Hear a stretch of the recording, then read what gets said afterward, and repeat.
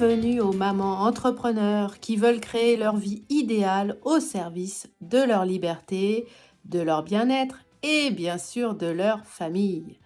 Je partage avec toi des idées pour que tu deviennes ta meilleure amie, des conseils pour simplifier tes journées, des visions pour voir la vie avec de nouveaux yeux, pour penser différemment, sortir de tes croyances limitantes et vivre selon tes priorités. Si ça te dit, abonne-toi pour que ce podcast devienne ton Sherpa de Mompreneur Aventure.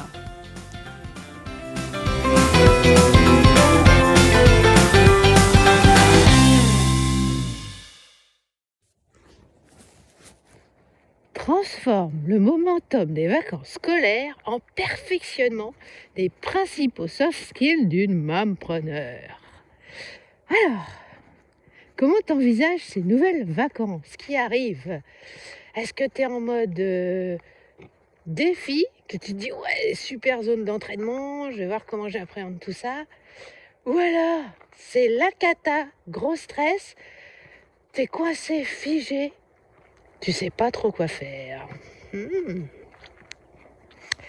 Alors, comment rester une mompreneur sereine quand les pirates sont à nouveau en vacances? Comment s'adapter à ce nouveau momentum? À la fin de cet épisode, tu vas attendre avec impatience les prochaines vacances. Si. Comme ça, tu vas pouvoir tester cette nouvelle cohabitation que tu vas mettre en place entre la maman et l'entrepreneur qui sont en toi.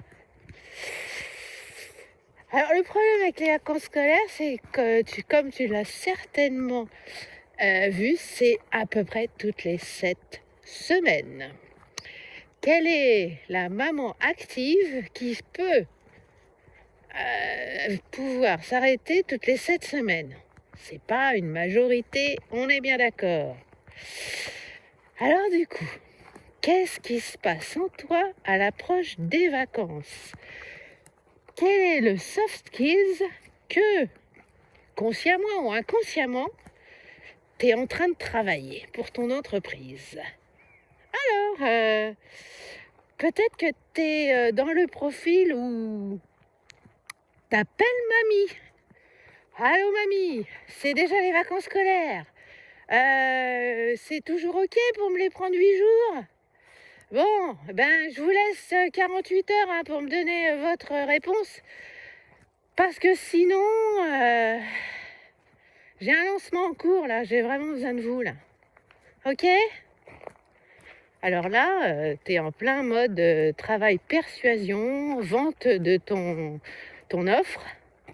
Est-ce que mamie est réceptive ou pas? Est-ce qu'elle a vraiment besoin de garder les enfants? Est-ce qu'elle veut ça? Ou peut-être que toi, les vacances, c'est une formalité. Ça fait 2 ans que tu as booké le centre de loisirs et du coup, là, tu peaufines la gestion du projet vacances, mais franchement, il y a 3-4 détails à régler et c'est ok.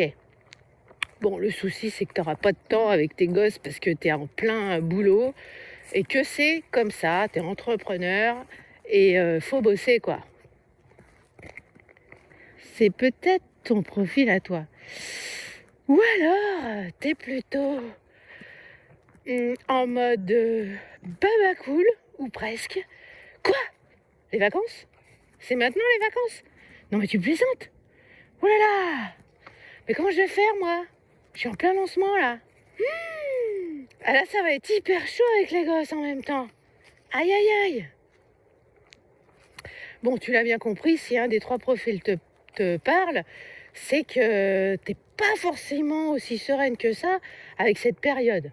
Eh ben oui, il y a des inconvénients. Et puis, il y a des avantages. Ça me fait penser à Sophie. Sophie, elle est arrivée en consultation. Elle m'explique que elle est dans le cas de figure gestion des émotions, méthode Bouddha, ça marche plus, quoi. Du jour au lendemain, elle était à fond dans son développement de coach.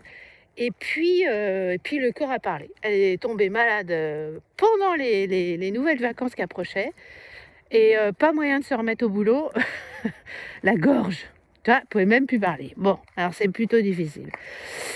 Alors elle s'est dit, c'est pas la première fois que je tombe malade pendant les vacances et que j'arrive pas à avancer sur mes projets donc de développement professionnel. Qu'est-ce qui se passe? Elle a eu l'idée de m'appeler. Alors on a fait le point avec Sophie et puis c'est vrai que force est de constater que depuis qu'elle avait lancé cette activité de coaching, elle passait beaucoup de temps à développer. Dans sa tête, il fallait travailler très très dur au début pour le développement. Elle a eu des mentors qui lui ont dit ça, si tu fous rien, si tu passes pas 20 heures minimum par semaine sur le développement de ta société, t'as rien compris, quoi. Ça se passera rien pour toi. En fait, Sophie, elle a constaté que son projet initial, c'était justement de lancer cette petite activité pour créer des revenus et tout en profitant des enfants à la maison. Et force est de constater que elle bossait comme une tarée, puis elle avait plus de temps pour ses enfants. Donc le corps a parlé. Ça a été ça le déclic. Elle a vu qu'à chaque vacances, elle était malade et donc il fallait faire quelque chose. Donc on a travaillé sur ça, sur son... En fait, qu'est-ce qu'elle voulait vraiment, Sophie? C'était son projet de départ et puis elle s'est retrouvée en Berlin.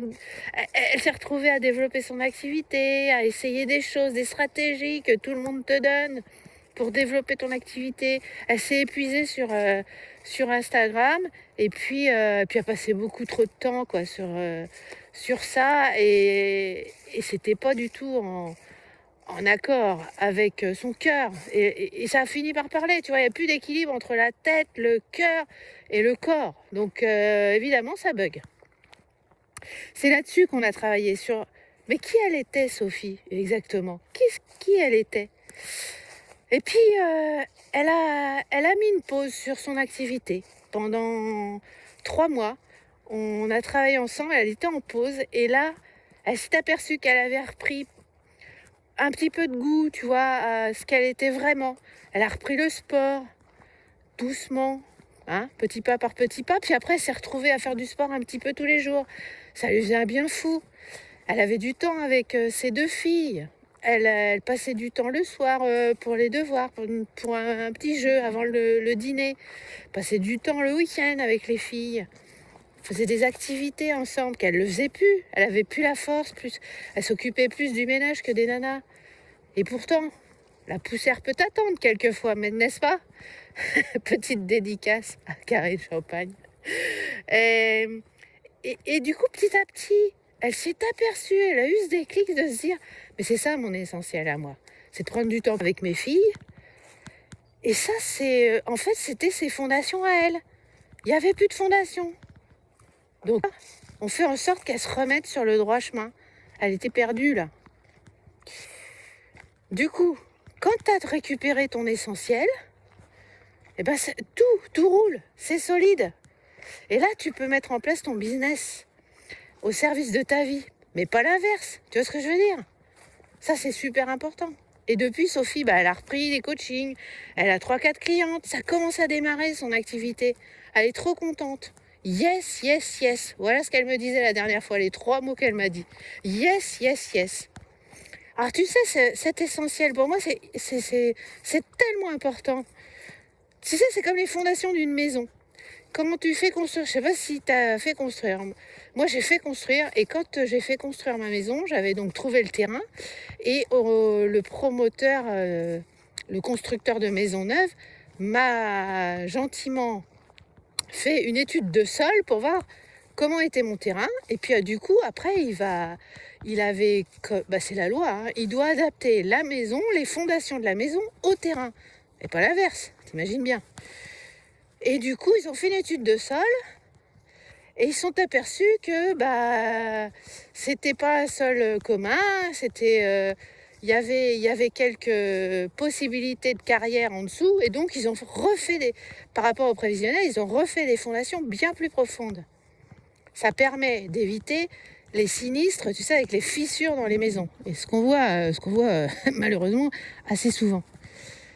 Et voilà le truc, c'est que quand tes fondations, elles sont adaptées à ton terrain, après tu peux construire ce que tu veux. Ton château, il peut faire autant de la grandeur que tu veux. Ça marche, c'est solide. Il n'y aura pas de fissures. Maintenant, pour toi, c'est pareil. C'était quoi? Pourquoi tu t'es lancé dans l'entrepreneuriat? Est-ce que tu voulais développer une activité, faire autant d'heures que dans le salariat, voire plus d'heures? C'est ça l'important? Ou est-ce que tu voulais du temps pour passer avec tes enfants? N'est-ce pas? Donc c'est ça qu'il faut que tu réfléchisses. C'était quoi tes fondations? Est-ce qu'elles sont vraiment solides? Est-ce que tu es vraiment dans ton pourquoi là, en ce moment? C'est les vacances. Et ça t'aide justement à te poser.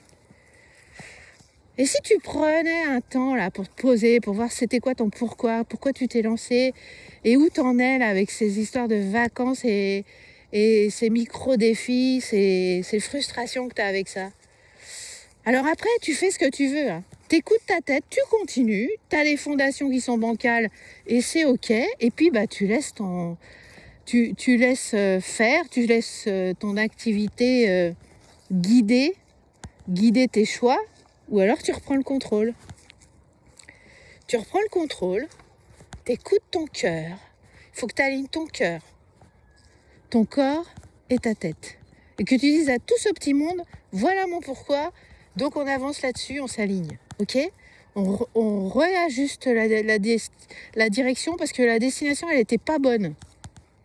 Et tu trouves là, pose-toi 2 secondes, et trouve le PPPP, le plus petit pas possible que tu peux faire là, à la fin de l'écoute de ce podcast. Et qui va t'aider justement à retrouver ton alignement, ta fondation, celle qui est adaptée à ton pourquoi tu t'es lancé en tant que mompreneur. Je te laisse mettre un commentaire si ce podcast te parle, parce que ton commentaire pourra forcément inspirer d'autres mompreneurs comme toi. À très vite!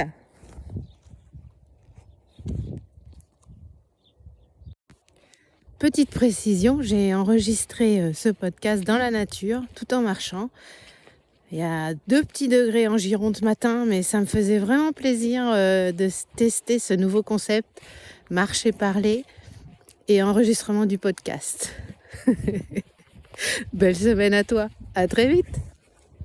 Merci de ton écoute. Sens-toi libre de t'abonner pour ne rien rater et laisser un avis sur cette plateforme. Et si tu penses que ça peut aider une amie, n'hésite pas à partager cet épisode. À très vite sur Mompreneur Aventure.